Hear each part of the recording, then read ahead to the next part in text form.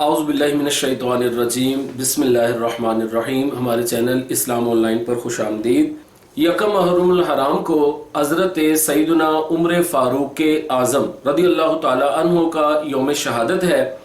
حضرت عمر فاروق رضی اللہ تعالی عنہ کی شان کا کیا کہنا کہ کسی نے کیا خوب کہا کہ بقایا سارے صحابہ تو مرید ہیں کہ سرکار صلی اللہ علیہ وسلم کے پاس آ کر اسلام قبول کرتے، لیکن حضرت عمر فاروق مرید نہیں ہے بلکہ یہ سرکار صلی اللہ علیہ وسلم کی مراد ہیں۔ کیسے؟ نبی پاک صلی اللہ علیہ وسلم نے خود دعا کر کے انہیں اللہ تبارک و تعالیٰ سے لیا ہے اسلام کے لیے۔ آئیے حضرت عمر فاروق کے شہادت کے موقع پر ایک بہت پیارا بیان سماعت کیجئے۔ نبی پاک صلی اللہ تعالیٰ علیہ وسلم کے 8 ارشادات حضرت عمر فاروق رضی اللہ تعالیٰ عنہ کی شان میں سماعت کیجئے۔ پہلی حدیث پاک، نبی پاک صاحب الاولاق صلی اللہ علیہ وسلم نے اللہ تعالیٰ سے دعا کی، یا اللہ تو ابو جہل کو یا عمر بن خطاب دونوں میں سے اپنے ایک پسندیدہ بندے کے ذریعے اسلام کو غلبہ اور عزت عطا فرما۔ یہ حدیث پاک ترمذی کی ہے اور حدیث نمبر ہے 3671۔ دوسری حدیث پاک، حضرت عمر رضی اللہ تعالیٰ عنہ نے جب اسلام قبول کیا، نبی پاک صلی اللہ علیہ وسلم نے آپ کے سینے پر ہاتھ رکھ کر 3 بار یہ دعا کی، یا اللہ عمر کے سینے میں عداوت کی جگہ ایمان ڈال دے۔ یہ حدیث پاک مستدرک کی ہے اور حدیث نمبر ہے 4492۔ تیسری حدیث پاک، فرمایا نبی پاک صلی اللہ علیہ وسلم صاحب الاولاق نے کہ بنی اسرائیل میں کچھ ایسے لوگ تھے جو نبی نہیں تھے لیکن اللہ ان سے کلام فرماتا تھا، اگر میری امت میں کوئی ایسا ہوتا تو وہ عمر ہوتا۔ یہ حدیث پاک بخاری شریف میں ہے اور حدیث پاک ہے 3486۔ چوتھی حدیث پاک، نبی پاک صلی اللہ علیہ وسلم نے ارشاد فرمایا، اے عمر شیطان جب تمہیں دیکھتا ہے تو راستہ تبدیل کر لیتا ہے۔ یہ حدیث پاک بھی بخاری شریف میں ہے اور حدیث نمبر ہے 3480۔ مزید حدیث پاک سماعت کیجیے۔ نبی پاک صلی اللہ علیہ وسلم نے فرمایا، میں نے خواب میں جنت میں ایک محل دیکھا، پوچھا یہ محل کس کا ہے؟ بتانے والے نے مجھے بتایا کہ یہ عمر بن خطاب کا ہے۔ میں اس محل میں داخل ہونے لگا لیکن عمر مجھے تمہاری غیرت یاد آ گئی۔ حضرت عمر فاروق رضی اللہ تعالیٰ عنہ نے جب نبی پاک صلی اللہ علیہ وسلم کی زبان اقدس سے یہ بات سنی تو آپ کی آنکھوں میں آنسو آ گئے۔ کہا یا رسول اللہ کیا میں آپ پر بھی غیرت کر سکتا ہوں؟ یعنی کہ کیا جیسا بھی میرا غصہ ہے لیکن حضور آپ کے لیے تو نہیں ہے۔ بہرحال یہ جو واقعہ ہے یہ بھی بخاری شریف میں موجود ہے اور روایت نمبر ہے 3477۔ اگلی حدیث پاک، فرمایا کہ میں نے خواب میں دیکھا کہ میں نے خوب دودھ پیا اور بچا ہوا دودھ میں نے عمر کو دے دیا اور اس سے مراد علم ہے۔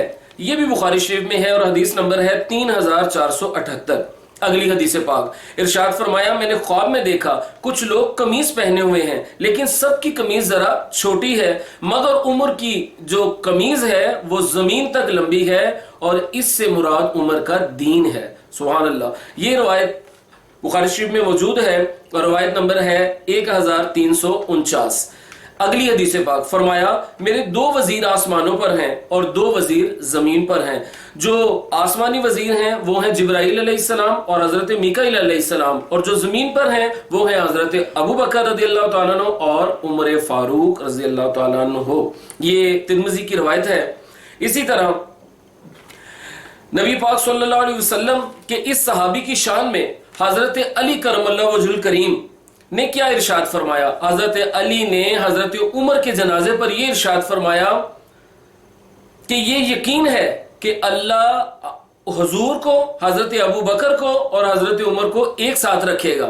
پوچھنے والوں نے پوچھا کہ حضرت یہ کیسے آپ کہہ رہے ہیں؟ وہ تو ٹھیک ہے کہ مدفن ان کا حضور کے ساتھ ہو رہا ہے لیکن آپ نے فرمایا کہ یہ یقین ہے۔ آپ نے فرمایا میں اس لیے کہہ رہا ہوں، میں نے ایک بار نہیں بلکہ کئی بار حضور صلی اللہ علیہ وسلم کی زبان اقدس سے سنا، کیا میں اور ابو بکر گئے تھے اور عمر گئے تھے، میں ابو بکر اور عمر داخل ہوئے تھے، میں ابو بکر اور عمر وہاں سے نکلے تھے، میں ابو بکر اور عمر فلاں فلاں مقام پر گئے تھے۔ یہ جو حضرت علی کا ارشاد ہے یہ بخاری شریف میں بھی ہے اور مسلم شریف میں بھی موجود ہے۔ بخاری شریف کی حدیث نمبر ہے 3482 اور مسلم میں ہے 2399۔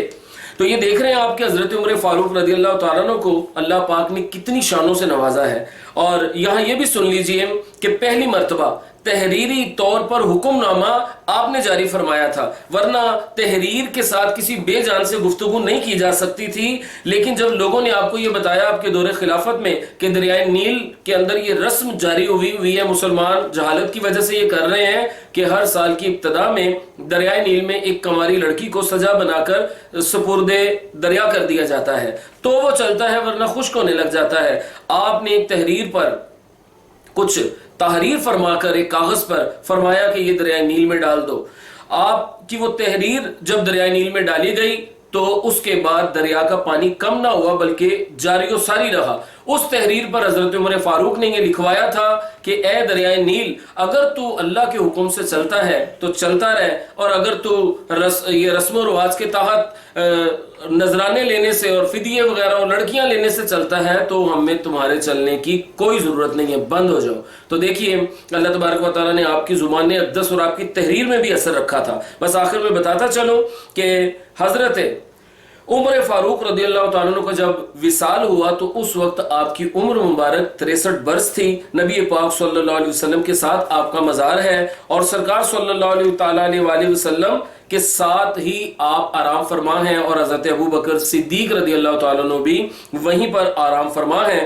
نبی پاک صلی اللہ علیہ وسلم کے ساتھ جو آپ کو برزخی زندگی بھی ملی اس کے بارے میں ایک شعر، اور آخر اسی شعر پر اپنا بیان ختم کرتا ہوں کہ حیاتی میں تو تھے ہی خدمت محبوب خالق میں، حیاتی میں تو تھے ہی خدمت محبوب خالق میں، مزار اب ہے قریب مصطفیٰ فاروق اعظم کا. اللہ تبارک و تعالی حضرت فاروق اعظم کے درجات کو بلند فرمائے اور ان کے صدقے میں ہماری مغفرت فرمائے.